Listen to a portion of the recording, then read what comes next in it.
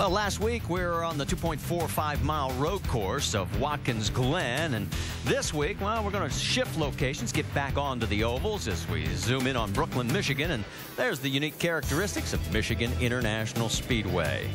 And across the top of the screen, we'll put across the starting grid, and obviously it's the first Dodge pole here at Michigan, and there have been no repeat pole winners in 19 races. And there's young 18-year-old Ryan Truex on the outside of row number 1. Johnny Chapman was the only car that did not qualify. 3 are going to the rear. The 66 of Stephen Wallace and 07 of Danny Eflin for engine changes, and the 28 of Kenny Wallace for unapproved adjustments. Here are our onboard cameras: Danica Patrick, Justin Allgaier, Colin Brown, Kyle Busch looking for win number 10, Brad Keselowski from the point, Kevin Harvick, Carl Edwards, and Stephen Wallace. Let's get our final updates from pit road. Doc, you're up. Thank you, Marty. We've established this is only the second time these nationwide cars have ever run here, but and although we're here all day Thursday for practice, one thing they didn't do is run together in large groups. So the big question in the garage area: what's going to happen when they cluster? That's an engineering term for getting everyone together in the draft. When they get a big group in the draft here today, will they snap loose, or will they be very, very tight and hard to turn? We're all going to find out together. Vince? Well, normally there's one thing you know about a nationwide race, and that's the guy you've got to beat is Kyle Busch. He's won 9 times this season, and he's won 6 of the last 8. But Busch has struggled a little bit here this week, from wicked tight to wicked loose. And in qualifying, they were on the splitter a little bit, and they qualified 10th quickest. Crew Chief Jason Ratcliffe just told me we've got to be careful with that splitter. We're going to take a look at it right away early in the race. Mike? Inspiration. It's certainly something the 60 team and Carl Edwards have today. Just 2 weeks after his plane crash, team owner Jack Roush is back at the racetrack. In fact, he addressed the team last evening during a dinner, during which crew chief Drew Blickensderfer, just out of concern, approached him and asked him simply, "How are you, Jack?" Jack's response: "How's the race car?" The priority still very much to win here. And good news for Blickensderfer, he was able to tell Roush, "The car's real good, Dave." And Mike, what does Joey Logano know for sure? Well, he knew it was going to be a late night for his crew chief, Kevin Kidd, as he went to work on ideas to make a race car better that wasn't as good as everybody else's in practice. Now, you heard Joey in Countdown say it was better based on the qualifying laps, but he still wasn't quite sure exactly what he's got with this quote-unquote whole new package. But if you want to do the math, at Daytona, he qualified the new car 10th and picked up 8 positions to finish 2nd. Here, he qualified 9th. Minus 8. That'd be number 1, Marty. And while we've got a brief moment, all 3 of us up topside here also want to welcome back Jack Roush. I mean, it was great to see him around the garage area. Yeah, no doubt about it. It's a fixture that we all want to see back around for many years to come. And concerned about his race cars. That's right. Always is. All right, let's take a look at the track facts, because as we said, we're going to go 125 laps here. That's 250 miles. Pit road speed, 55 miles an hour. The pit window, somewhere between 41 to 44 laps. And there's the banking in the corners, 18 degrees. We talked about young Colin Brown, 21 years old. Let's listen in on his communications. Man, thank you, everyone, for all the hard work. I know this week wasn't easy. A lot of effort by a lot of people. I really appreciate all the work you guys have done.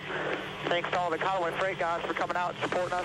This is gonna be a great race for us. I know qualifying up front makes our life a lot easier, so I sure appreciate all the effort. I wouldn't be driving anybody else's car than you guys. I love driving for you. Thank you. Well, the Roush Fenway team has an outstanding record here in all 3 touring series, a total of 20 wins. They know how to get the job done, and that young man, again, very appreciative of all the hard work and effort it takes each and every week by these teams to get them out here and give them a good car. Cars heading into turn number 4. Remember last year, a last lap pass by Brad Keselowski to take the win. It was a hometown victory for him. His birthplace, Rochester Hills, where he grew up, just 92 miles northeast of here at Michigan International Speedway. You're on board with him. And how big is the lump in Ryan Truex's throat right now at age 18? All he sees in front of him is wide open track, and to his left, the points leader in the NASCAR Nationwide Series as they come down towards the starting line. The 23rd race of the 2010 season, the Carfax 250 is green.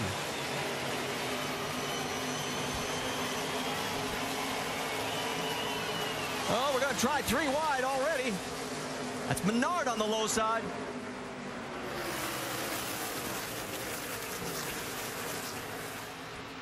Kyle Busch through the middle, gets past Menard. Now he's trying to go past Trevor Bayne. Remember, he started 10th. Look at this. He is coming fast. Perfect example of what these guys been talking about, this draft work. And there's Kyle Busch all the way to the bottom going for that 5th spot. Menard says, I got to try and catch up, and he can't do it. You see Justin Allgaier caught in the middle also. It's kind of like Daytona. If you get caught in the middle on that back straightaway, he just went straight backward. Carl Edwards trying to find a spot. Trevor Bayne's in a very uncomfortable position. He's in the middle of that. These guys right now are in a situation with these cars they have not been in. They have no idea how they might react. That's not stopping them from trying a lot of stuff early on. First lap. If it stays like this is going to be a great race. Joey Logano trying to get underneath the 60 of Carl Edwards. There's Ricky Stenhouse Jr. Here comes the 11 of Ryan Scott. Well, look at that draft. You see it, the 62 car, Brendan Gaughan, just really closed the gap. Now they're 3 wide getting in the corner.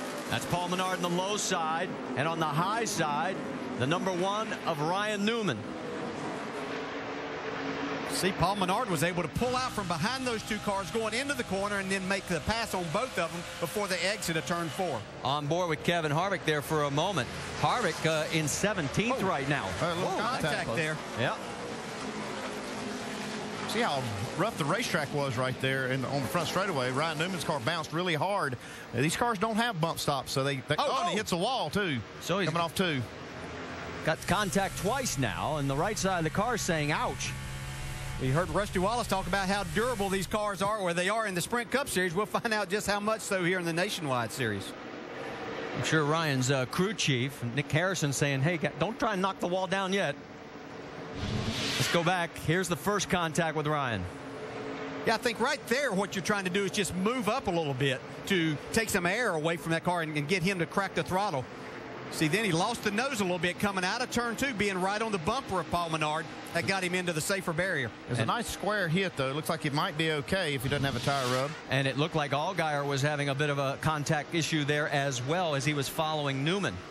And Newman's slowing down. He may possibly have a little more damage than what it looks like. You're traveling at a high rate of speed coming off there. You can see the side bashed in quite a bit. Doc?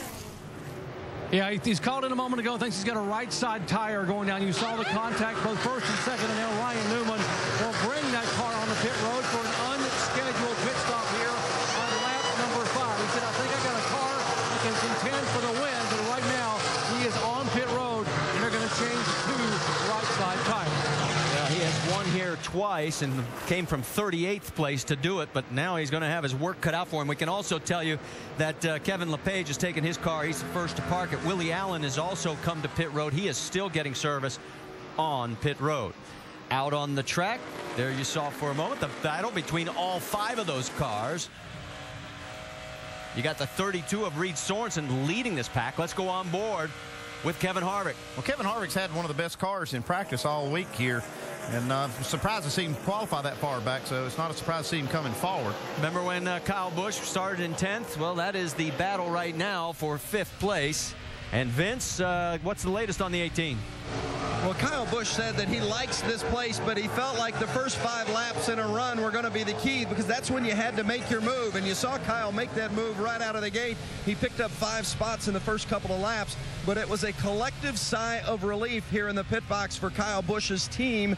They thought, as I mentioned in the open, that they might have had a splitter that was dragging the ground, and they thought that was going to be an issue for them early on. When they saw Kyle make those moves, smiles crept across the faces of the crew here in the pit box of the 18 team.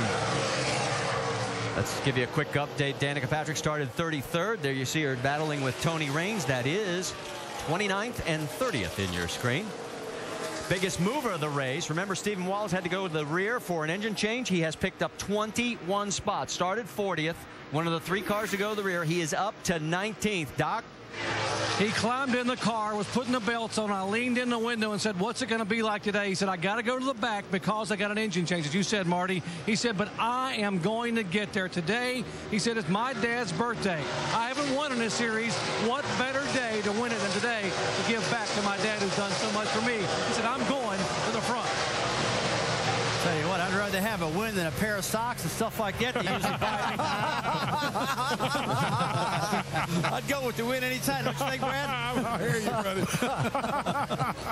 Darn, and we picked out a real nice pair of socks for you too, Rusty.